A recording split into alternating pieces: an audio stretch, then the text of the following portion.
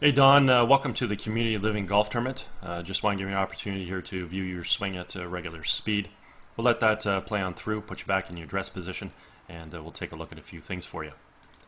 So while we got you back here in your setup, let's just take a look at your posture.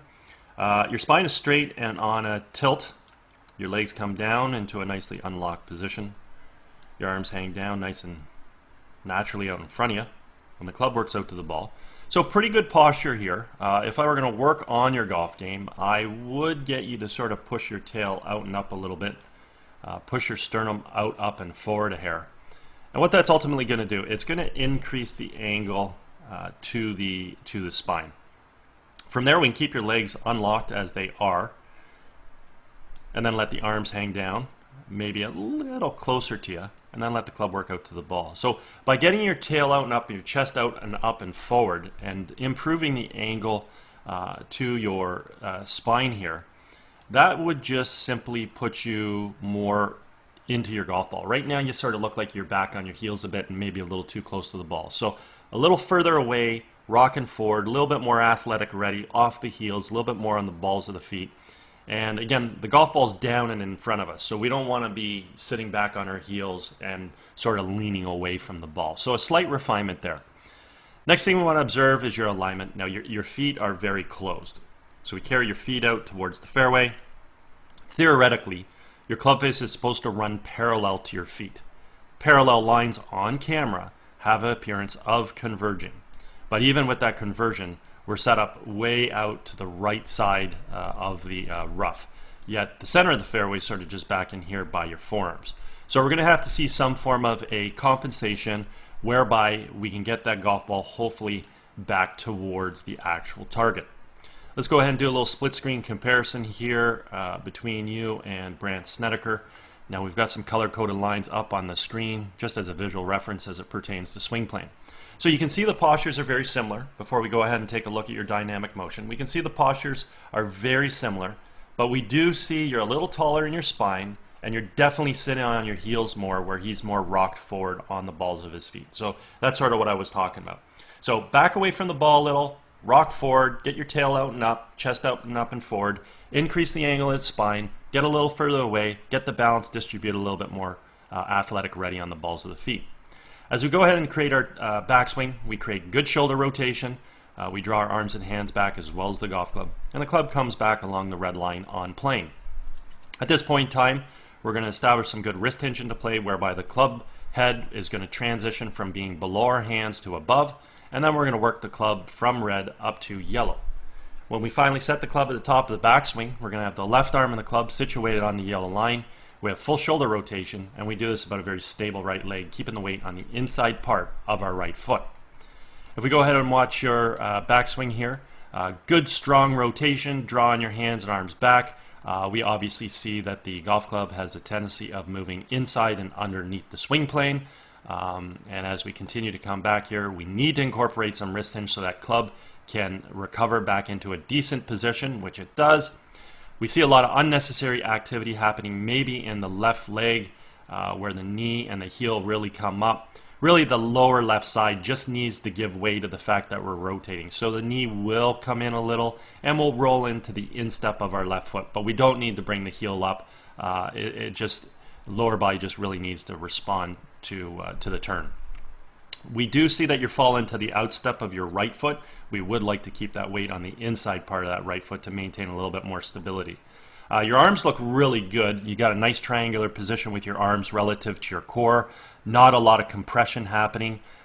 You keep the golf club in good position relative to your arms. You have good turn. So you're in a pretty decent position here. If we could reduce the activity in the lower left leg, maintain the smile tilt a little bit better. So again, we have to establish that tilt a little bit better at address so we can rotate upon that axis. So that would be ideal as well. From here, as we create our transition back in the ball, simply want to move our weight from our right foot to our left. We want to fire the knees and the hips to the target, unwind our core and fire our hands. And in doing so, we're going to bring the golf club from yellow back down on top of red. And that's exactly what we see here with Snedeker. We see the club returning back to plane. The other thing we want to point out or observe is the relationship between the lead form and the golf club.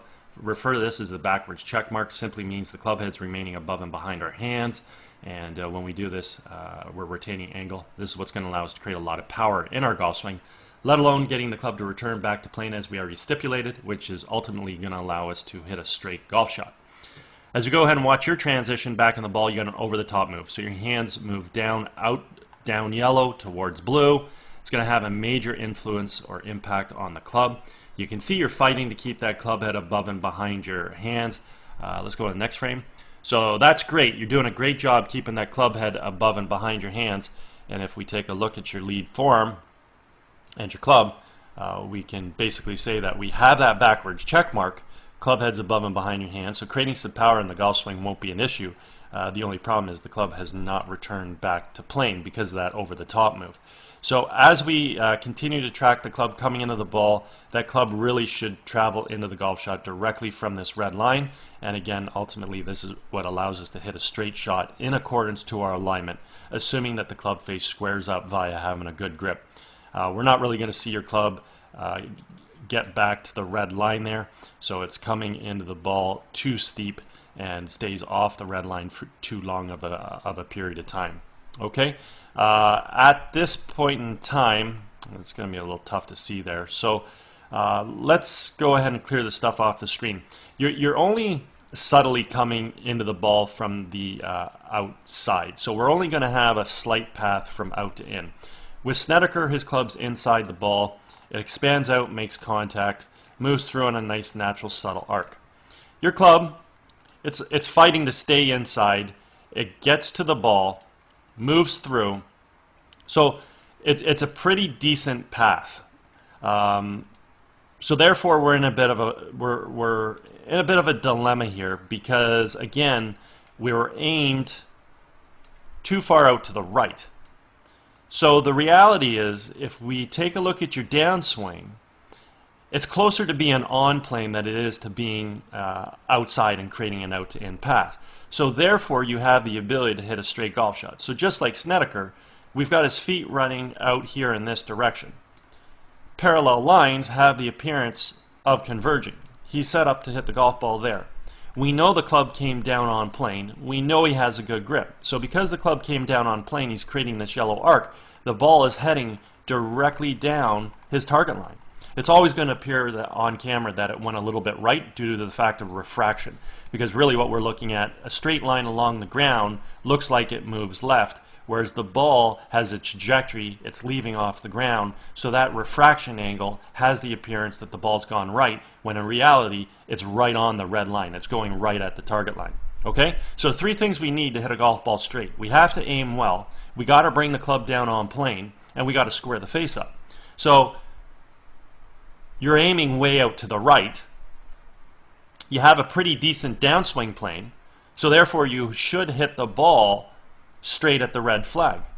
Well, where's the compensation then? Well, you're trying to flip your hands through impact and you're shutting the club face down. By shutting the club face down, not only are you helping that ball go left, which we can see, but you're also de-lofting the club. So we're not going to get any trajectory on the golf shot. As you come through, we simply notice with Snedeker at impact, his right heel's off the ground.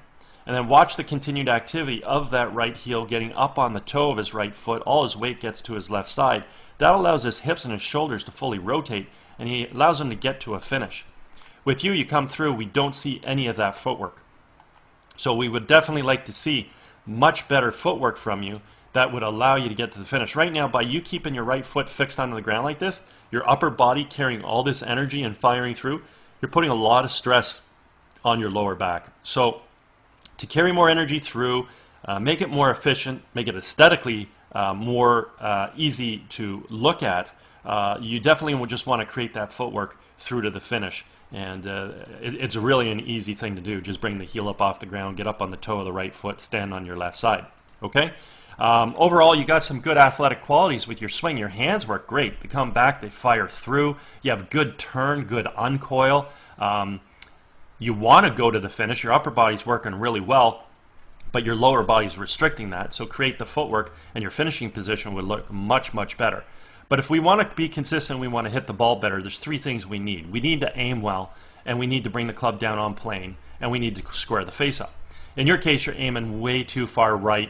It is having a minor influence on your downswing plane, but not that significant.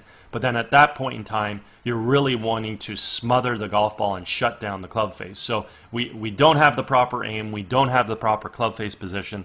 So really, if we do improve the aim, continue with your downswing plane, it would actually probably now fall perfectly on the plane, even though it is just a hair outside. And then we could fine-tune your grip so the club face comes in square. We won't have to over-release it and de-loft the club. And not only will we hit the ball straight, but we'll add trajectory to your golf shot. And that's very important. Right now, your trajectory, there is no launch angle because your right-hand grip is strong, it's closing the face, and it's de-lofting the club, and we can see the ball just flies really, really low. Okay? So if we improve the aim, downswing plane's already pretty solid, improve the grip. If we had better aim, good grip, we can hit the ball straight, and we can add the trajectory to the shot. Anyways, if at any point in time you want to work on any of these aspects, I'm over at Glen Abbey in Oakville. All my contact information is at the end of the swing analysis. Feel free to contact me. Also, if you're involved with any golf tournaments at all, or sit in the committee for any events, and you're looking for a unique gift to provide to the participants, again, feel free to reach out. Anyways, I hope you had a great day. I hope you enjoyed getting an opportunity to see your swing on video, and I hope you have a great summer, and maybe we might hear from you.